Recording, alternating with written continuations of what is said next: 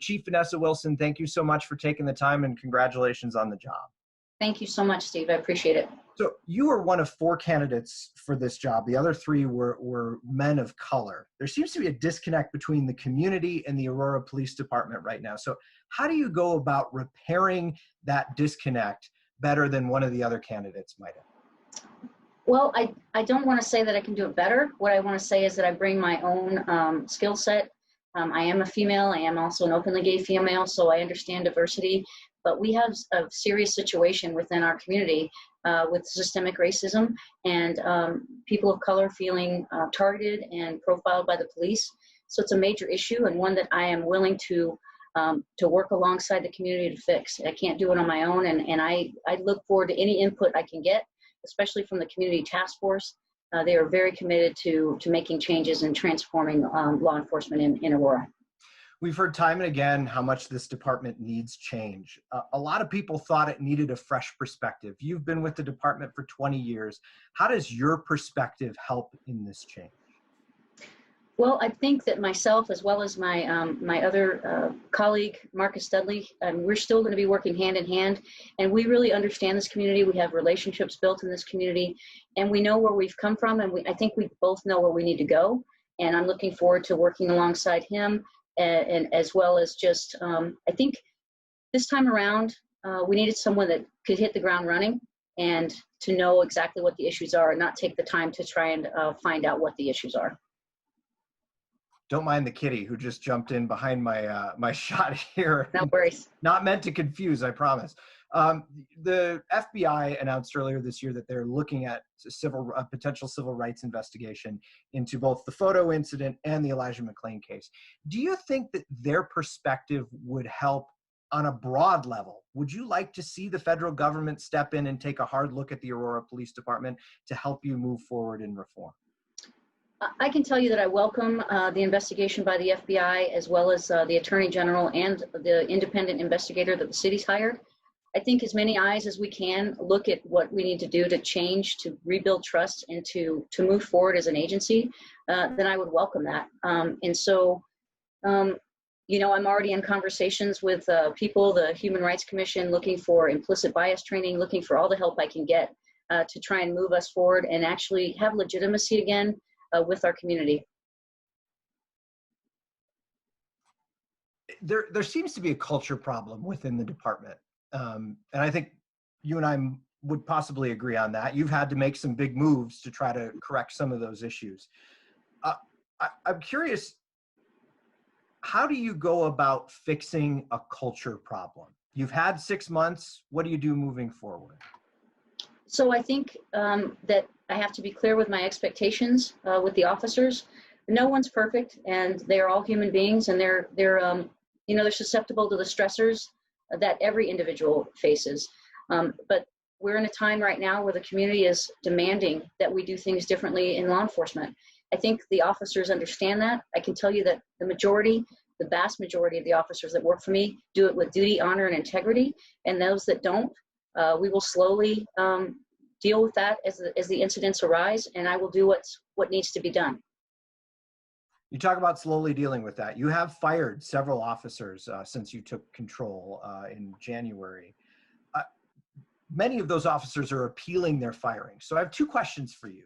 One is it possible to reform the department when you've got unions pushing back against these moves that you're making to try to reform that culture?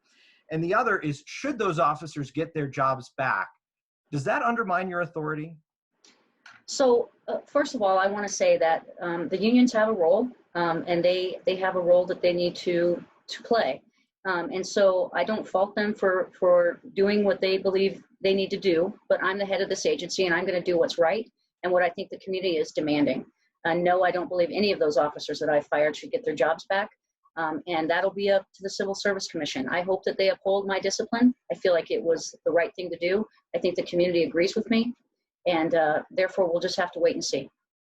What should happen if one of those officers does get their job back? How do you move forward through something like that? Well, since I am the chief, if they are given their job back, I will not have them in a public-facing role because I've already said that I don't trust in their decision-making moving forward. So therefore, I'm not going to put them in a position where they're making decisions with the general public. The department made national headlines again this weekend with an incident where a family was detained after the officers mistakenly identified their car as stolen. What does an incident like this do to that credibility that you're trying to build, and how do you move forward from something like this? Well, first, Steve, I want to again apologize to that family. It was a very traumatic and horrific incident for those kids, and I get that. Of course, it doesn't help with what I'm trying to do or what the officers that are working day in and day out are trying to do to build relationships again with the community. It's unfortunate that it happened. We need to look at training to drive change, and we need to evolve in the way we do things. And we need to give officers the ability to say, okay, we need to stop what's happening, and anyone needs to feel like they can do that. And so I've talked to my chiefs about that, and we're going to be changing training as it pertains to incidents where officers feel empowered, even if they're not the lead officer, to step in and say, okay, we need to change direction right now. You know, following this incident and the incident with Elijah McClain, you've talked about that discretion issue and using discretion. Shouldn't these officers be using discretion in the first place? Is that so ingrained in their training?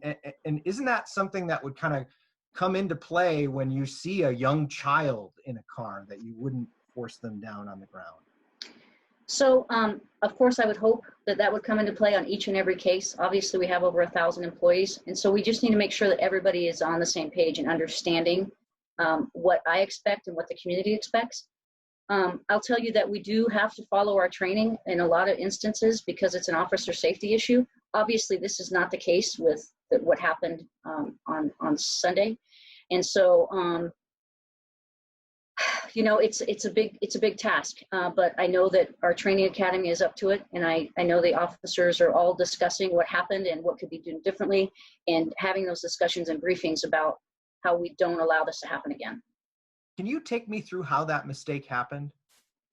Sure. So the license plate readers that are in the intersections, they just read the numbers. They don't recognize a state. They don't recognize whether a license plate is a dealer plate or a Montana plate or what have you, or a motorcycle plate. It just reads the numbers. That triggers a notification to that camera to take a photo. And that also does a notification to dispatch. And that information comes through to the officers' MDT computers, MDC computers. So the officers had a picture of that exact vehicle with that Colorado plate. They should have done their due diligence and double checked that hit. That wasn't done. They did ask dispatch if it was confirmed, and they started the call before they had that information. And they needed to wait. They should have waited and made sure they had all the information before they made that stop. Obviously, that's how it unfolded after that, and so it's something that we have to move forward on, and it's something our officers have to do correctly in the future. If you've got technology mistakenly identifying a car, though, does that concern you about the technology? So the technology wasn't the issue here. This was going to be a human error, as far as we should have confirmed that, and then that wouldn't have happened, and we didn't before the call started. Had that officer ran that plate or tried to do the confirmation, perhaps the stop would have never happened and we wouldn't be talking about it right now. Again, I'm really deeply troubled about what those children went through, and I hope that the family will allow me to do what I can to make it right. All right, I got to ask you this, because I know as you were applying for this job, I'm sure you did what many of us do when it comes to applying for a job, make a pro and con list. What was on your con list when it came to taking this job? Well, I'll be really honest. I never expected to face all the things that I have faced and this department has faced in the last 7 months. Just incident after incident, or the COVID pandemic. I mean, that's obviously something that was nothing I could foresee. So really, I think that it's been a great experience for me, and I feel like I'm ready to move forward with this agency, and I think I'm prepared to do so because of what I've gone through. And I hope that some in the community, and I know not all are behind my appointment, but I think there are quite a few people, and I want to thank them for giving me the opportunity.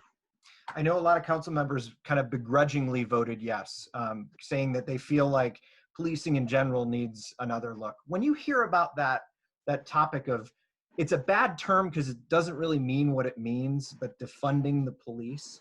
What's your perspective on that, of taking money that may have gone to a policing function and giving it to a part or a department in government that may do the job better and relieve some of the stress on your officers? Have you heard a plan that will work?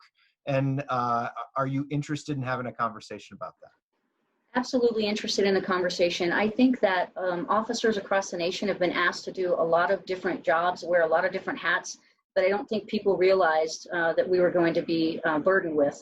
And I think that there are people that can probably do, especially the social services part of policing better. And if we need to fund those services, I'm absolutely for it. We need to fund prevention. And, there's still a place for policing in this world. I do believe we need to change and we need to evolve, and this is the time to do it. I think there's a call to action across this nation, and we are committed to being part of that change. What do you feel your biggest obstacles to change in the department are right now? I think there's just a lot of uncertainty right now. We're working through the Senate bill and the recommendations and actually not recommendations, the requirements that we have to uphold. And so we're learning on how we're going to train differently. I think that, there's a lot of negative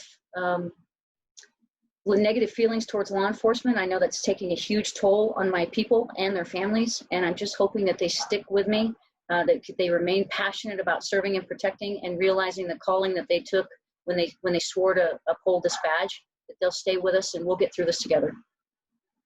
We have about 1 more minute. 1 more minute. Oh, what should I ask you that's that's fun?